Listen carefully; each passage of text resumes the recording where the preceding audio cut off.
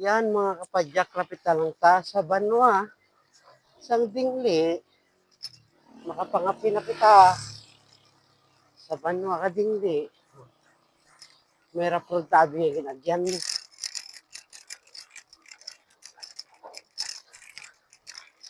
Yan. Lapit-lapit lang ni bro. Sa lugar namon kung di na ako nag-stay subong. Dumanggas lang natin. Kasi ingod lang na sila kabadwa. Okay, so maghalong ang tanan. Makapangapi na gidmanta sang Barako Kape.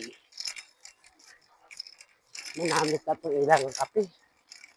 Bisitahin niyo bala para mabalaan niyo ang lugar ara na sa Banwa. Okay, so maghalong ang tanan.